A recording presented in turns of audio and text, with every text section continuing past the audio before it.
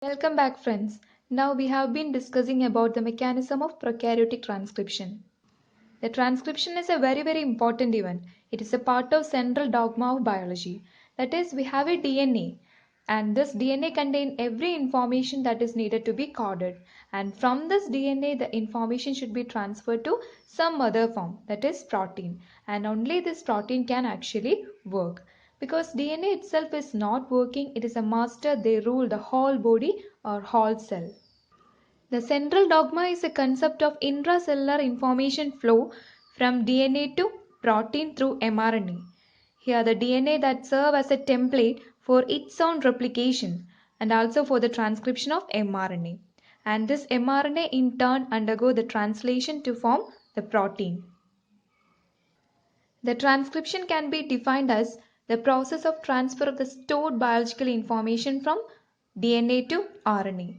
Now this RNA contains all the biological information coded in DNA, and the transcription is a DNA dependent RNA synthesis catalyzed by the enzyme RNA polymerase. The unit of transcription is called as transcriptome. It is a small portion of DNA molecule where the actual transcription occurs. There are two strands of DNA. One strand is 3' to 5' in direction and other strand is 5' to 3' in direction. But only one strand of DNA is transcribed and it is called as the template or non-coding strand. Thus, the 3' to 5' DNA strand act as a template and guide for the synthesis of mRNA, which is complementary to the template strand itself. Thus, we can say that the entire DNA molecule is not expressed in the transcription and RNAs are synthesized only from the selected regions of DNA. Here, the 3' to 5' DNA strand act as a template because RNA strand synthesized always in 5' to 3' in direction. This is a DNA strand, DNA template strand, which is 3' to 5' in direction and which help for the synthesis of RNA strand, which is in 5' to 3' direction. And during the synthesis of RNA strand, the 3' OH of one nucleotides that react with the 5' phosphate of another nucleotides and forming a phosphodiester bond.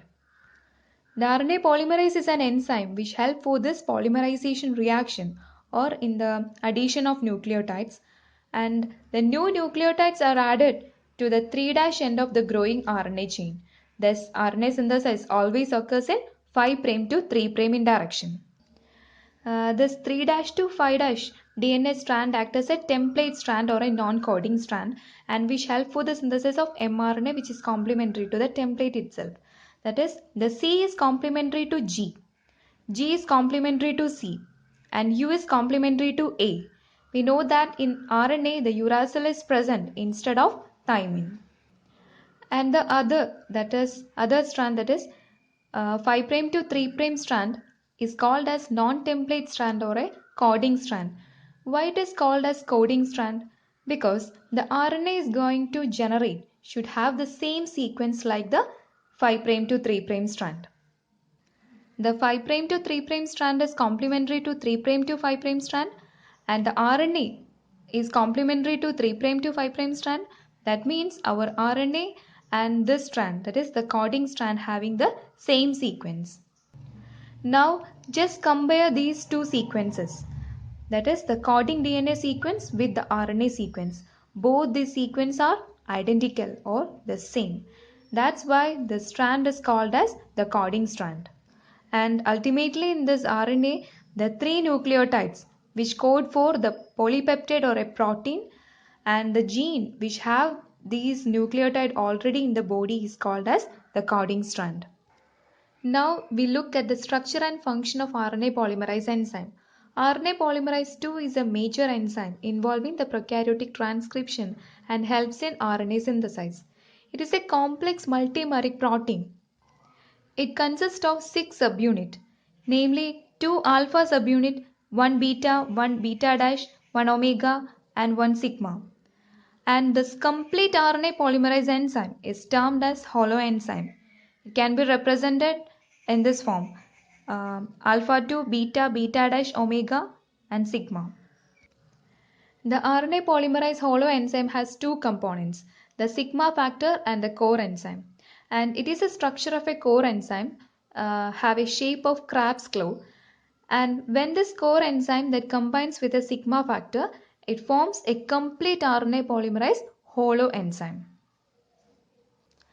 The core enzyme, which can just bind with any DNA sequence, but it cannot recognize the promoter sequence by its own, so it cannot start the transcription. For the recognition of the promoter sequence properly and also to bind with DNA tightly, it requires another factor called the sigma factor. At the start of transcription, the sigma factor that associates with the core polymerase to form a holo enzyme. And only this RNA polymerase holo enzyme can start the transcription. The alpha subunit in the RNA polymerase enzyme has the following function.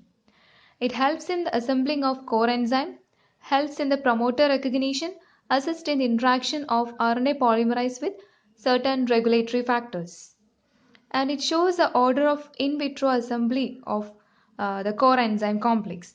First, to alpha subunit that assemble to form alpha 2, then the beta and beta dash assemble here along with omega and helps to the formation of RNA polymerase core enzyme. Then the function of beta and beta dash subunit. Both the beta and beta dash subunit they together make up the catalytic center and help the RNA polymerase in unwinding the DNA molecule for the purpose of transcription. Then the function of omega subunit. It helps to play a role in assembly of core enzyme and they are not required for the enzyme activity. Then the function of sigma factor. Its function is very important. The sigma factor has a significant role in initiating the transcription. First, they recognizes the binding cytopromoter region of DNA template. Then the sigma factor binds with core enzyme to form a holo enzyme and initiate the RNA synthesis. And the sigma factor helps to increase the affinity of the core enzyme to promoter also. The DNA transcription is initiated in a specific sequence of DNA called promoter region. Now we will look at the structure and function of promoter region in prokaryotic DNA. This promoter region actually promotes the RNA polymerase to act and attach to this promoter region to start the transcription of DNA. And this promoter region that contains the consensus sequence which is found to be conserved for many years. It is a promoter region and there are two such consensus sequence minus 35 sequence and minus 10 sequence. It is a promoter region and right after this promoter region there is a sequence site called the start site. It is also known as site 1 and it is a site where the actual transcription occurs and the RNA synthesis occurs. Whatever the nucleotides which is present before the start site is called as upstream sequences or upstream elements and whatever the nucleotide which is present after the start site is called as downstream sequences or downstream elements. The minus 10 sequence means the 10 nucleotide upstream from the start site of transcription and minus 35 sequence means the 35 nucleotide which is upstream from the start site. This minus 10 sequence is also known as Pribnow box. It consists of 6 nucleotides TA, TA, AT. This AT rich 10 minus 10 sequence that facilitate the localized unwinding of DNA. Thus it is called as melting domain which is essential to start the transcription in prokaryotes. This 30 minus 35 sequence that consists of 6 nucleotide TTGACA. The sigma factor of the RNA polymerase initially recognizes this minus 35 sequence and binds to it. Thus it is called as a recognition domain. This minus 35 sequence and minus 10 sequence is separated by a stretch of 17 to 19 nucleotides or base pair sequences. Now we will look at the mechanism of prokaryotic transcription. The process of transcription is completed in three major stages: initiation, elongation, and termination. Initiation is the first step of transcription.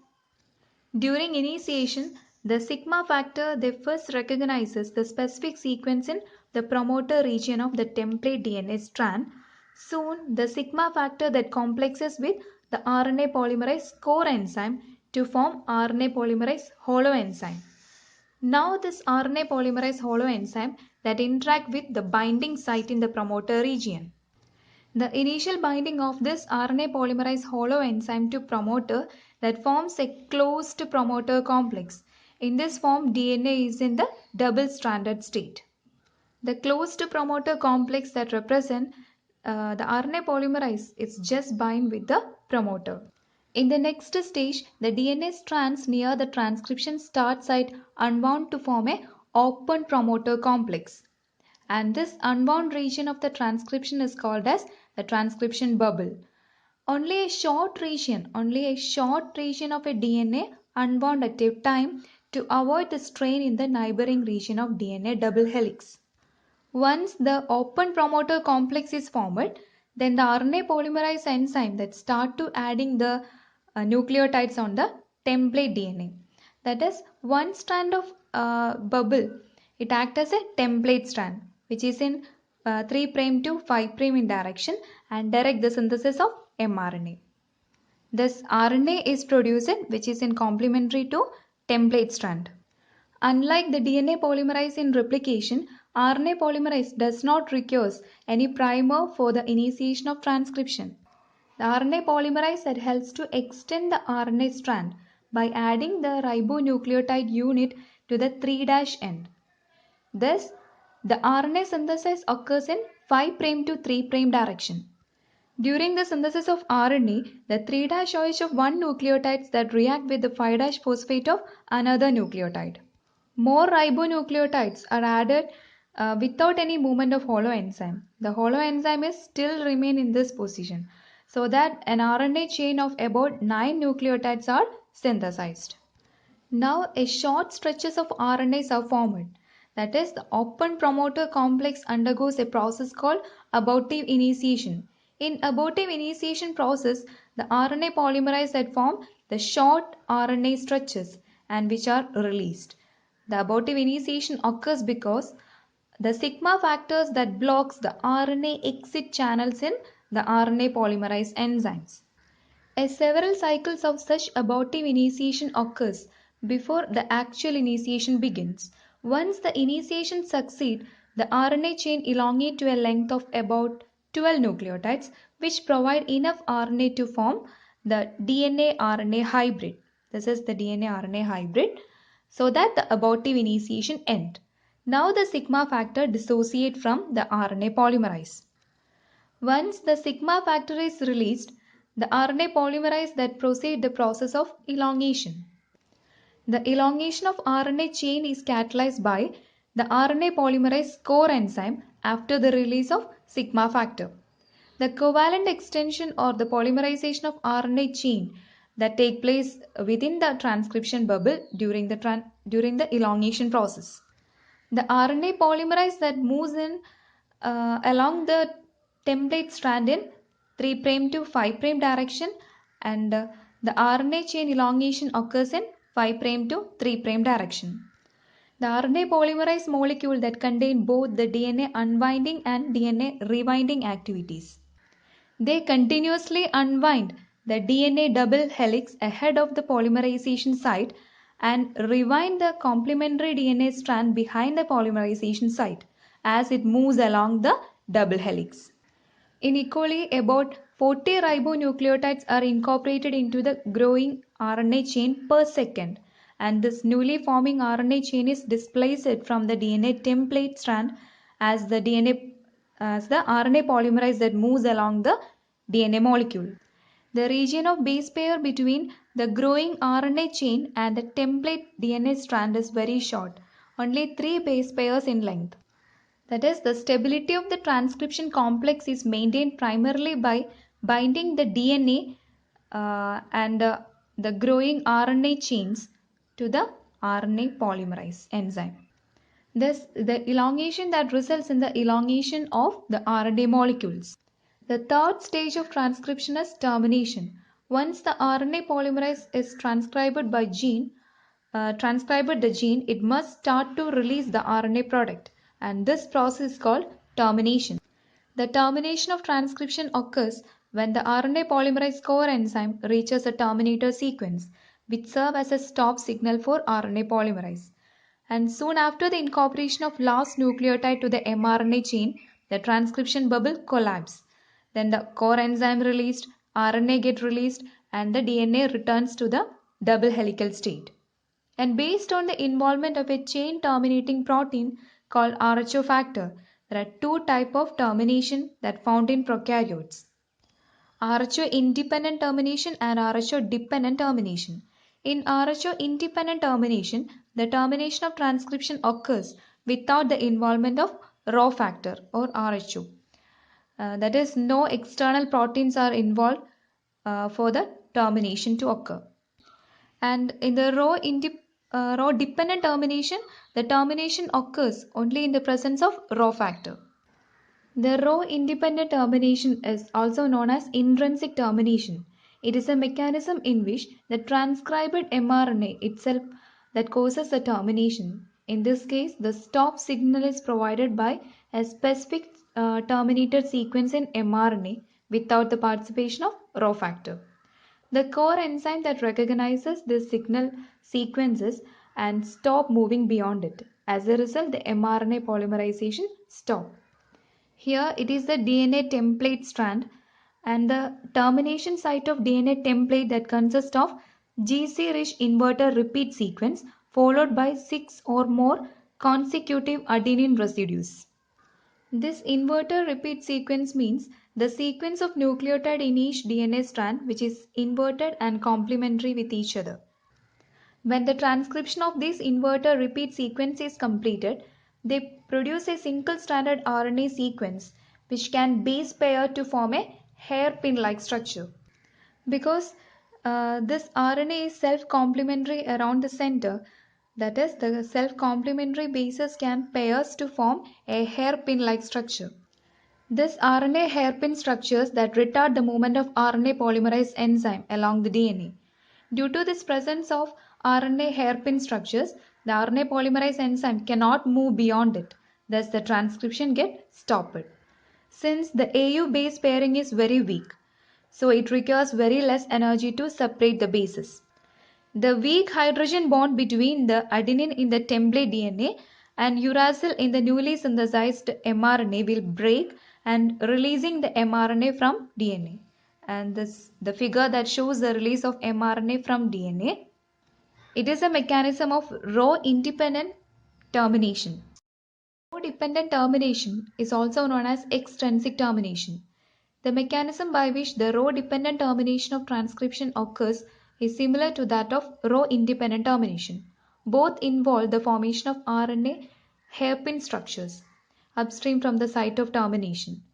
In both these cases, these hairpin structures that prevent the movement of RNA polymerase enzyme.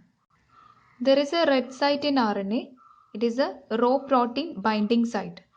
So the Rho protein that first binds to this red site of RNA, then the Rho protein that moves in 5' to 3' direction following the RNA polymerase. After the transcription of inverter repeats, the stem loop structures are formed. When the RNA polymerase that encounter these hairpin structures, it pauses and allowing the RHO factor to catch up. Now the Rho factor that uses a helicase activity and unwind the DNA RNA hybrid at the terminal sequence of DNA and releases the RNA. Here mRNA, Rho factor and RNA polymerase are released. Thus the transcription gets stopped and it is a mechanism of Rho dependent termination.